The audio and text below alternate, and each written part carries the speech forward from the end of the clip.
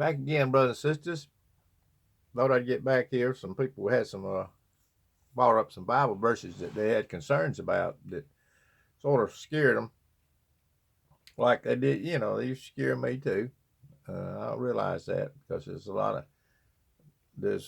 letter that kills right there that a lot of people like to bring up. But this verse that this one brother was talking about was in Matthew 7 and 23. It says, many will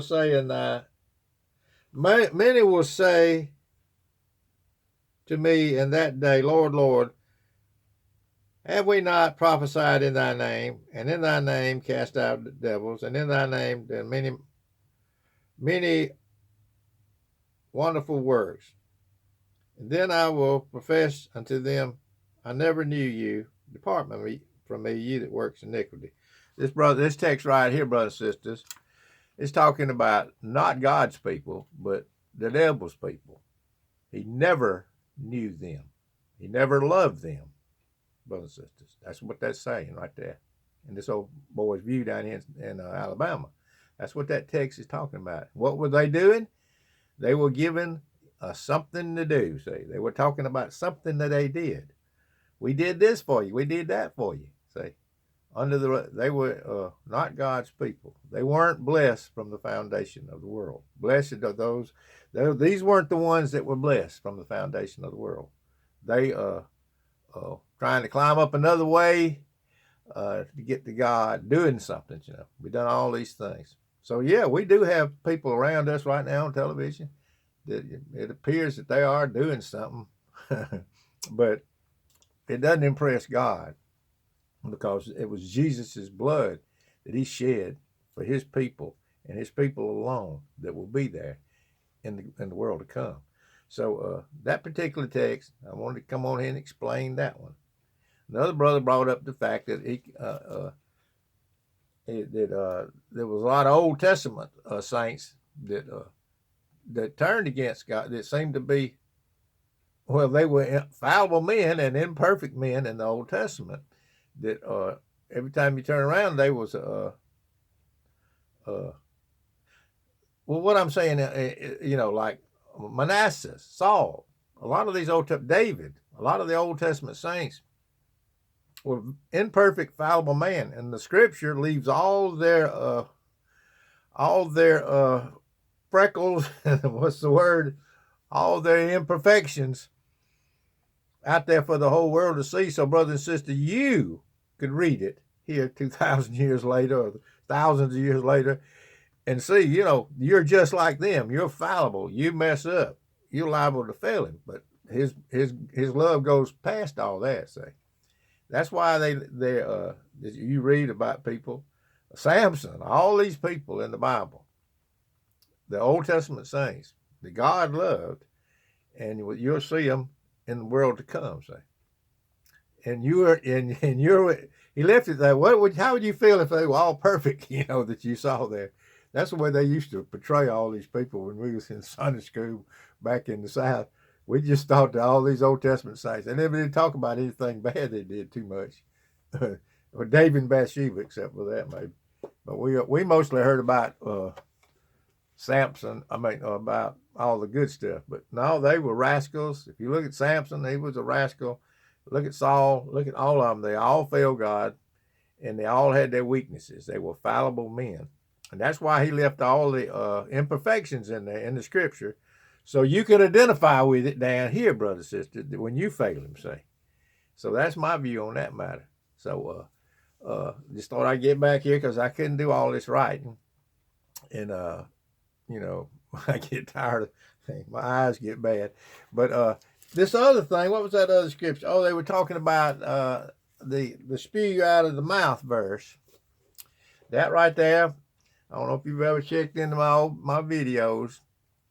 That right there is God, and maybe somebody can help me out on this. It knows more about Scripture than I do. I think that was Laodicea, where he said, I'll spew you out of my mouth. What this particular church, this was a letter to his people, fallible men and women that he was displeased with. Nowhere in that text are they talking about heaven and hell. What you have to look at when you look at the text, you have to look and say, what does it not say? It says he'll spew you out of his mouth. That's just that's telling you that he's not pleased with this type of behavior, trusting in your money, and things like that. That he was admonishing this church for. So that's what that text is about. It was talking to his people. The scripture is talking to his people. If you're reading this scripture and you're worried about it, brothers and sisters, that you've done something wrong, when the scripture uh, sometimes frightens you or scares you, that's evidence that you're one of his, brothers and sisters. That's evidence you want to hear. So you wouldn't care if you wasn't one of his. You wouldn't care how much you messed up. But no, that's just evidence that you're a child of grace. So anytime any brothers and sisters have a question on some scripture, put it in the column there, and I'll attempt to try to tell you what I believe about the text, because I know why it is. There's a whole lot of people out there that would mislead you and put the yoke of bondage on the child of grace's back and not lift one finger to take it off. And there's lots of people out there that are going to mislead you, brothers and sisters. That's why I'm on here trying to tell you why. I've been through all that. They'll try to scare you, but look, God the Father wants you to be at peace. He wants you to love Him and have a relationship with Him. And the more you go down the road, the more peace you'll have. But no, there's always something in there that you're not going to understand. Because the letter will kill, but the Spirit will give life, brothers and sisters. It's the Spirit that gives life. One of the most favorite times I have remembering about God is not when I learned all this, learned a bunch of scriptures, how to quote them and everything. It's when He does something for you, when He answers a prayer, and it was Him that did it. So when He answers a prayer or He does something for you, and from time to time He'll come along and He'll show you He'll answer a prayer or do something for you. Might not even pray, He just might do something for you that you wanted done, and you'll know He's with you. And sometimes you'll go a long period, you might not feel a thing, but He's still there, because He never leaves you nor forsake you. See, that is seen is not hope. See, we don't hope for something we see. So He doesn't do it all the time. He lets you walk by faith in this present evil world, and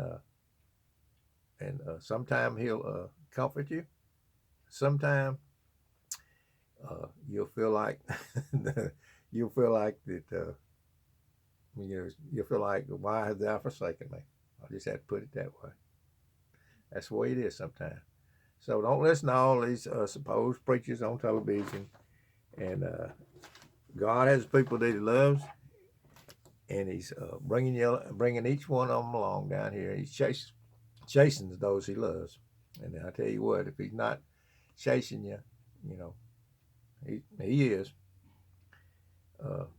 through every type of situation you might have.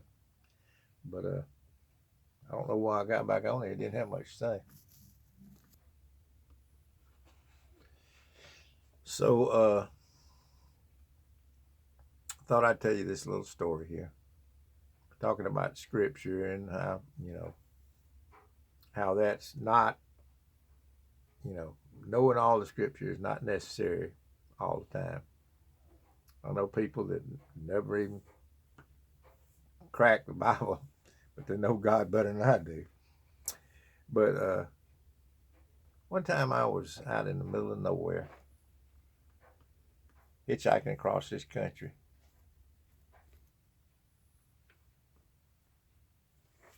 Anyway, I was hitchhiking across the country on one of my hobo years. I had a friend with me. He had a bunch of money saved up, and I had run out of money, and I was bumming off him to make it back. We were coming back from Washington State, all the way up to the top part, Washington State, all the way back to New Orleans. And anyway, we take a little job and working in the fields somewhere over in the some fields. But anyway, to make a long story short, my buddy and I get separated. He was the money bags. He had some money. I was going to pay him back when I got home because, keep you something to eat. But he had saved up a lot more than I had for this trip. But we had got separated on our journey, and I was out of money. And we were hitchhiking down the road, and just to show you how this is, we had gotten separated. I didn't know where he was, but I started back toward New Orleans, and I didn't have any money. There was nothing to eat. I'd gone the whole day there and ate nothing. Usually we'd get like a bowl of chili or something like that. One bowl of chili a day, that'd be what we'd have. But I didn't have a bowl of chili a day because I had to spend all my money. I got separated from him. Anyway, I hitchhiked along. We went off, I'm sure I'd given up on trying to find him again because he was hitchhiking and I was hitchhiking too. So we didn't know how it was going to happen. Anyway, it was going toward the end of the day there on one day. And I just about ready. I sat down on this curb, I think, way out there in I can't remember what state it was, but it was way out west. And I was getting ready to go up and knock on somebody's door and ask them for a piece of bread or something because I was getting hungry. And I don't know. I didn't pray much back then, but I sat down on the curb and I thought to myself,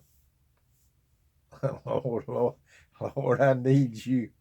I need you real bad, right? I need you real bad. That's how it went, I don't know what I was thinking. It brings tears to my eyes now when I think about it.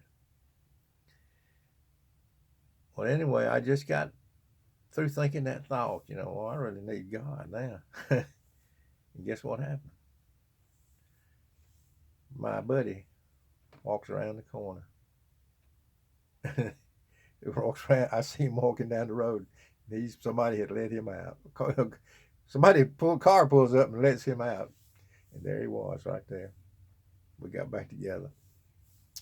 And we rolled on in, came all the way across the country to New Orleans.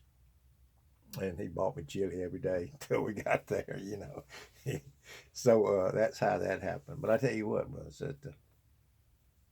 that right there showed me that no matter how sorry rascal you are in this present evil world and how low we can get sometimes, God is looking after his people. And I love this young man, he's an old man now. I love that he lives in town here now. I love him to this day, and I believe that man, and he's a child of grace, brothers and sisters, and he's far from perfect also. So anyway, I just want to tell you that story. Like a million. What are the chances of him walking around the corner at the time I'm thinking of getting ready to knock on that door and ask for some something to eat? He walks up, and I think about it, what it says. I was young, now I was old, now I'm old. David said it. I'm young, now I'm old. Yet have I not seen the righteous forsaken, nor his seed begging bread. Brother and sister, I believe that to be true. The righteous are not of their own righteousness, but of righteousness that God gives each of his children. Peace and love from this old boy down here in Alabama.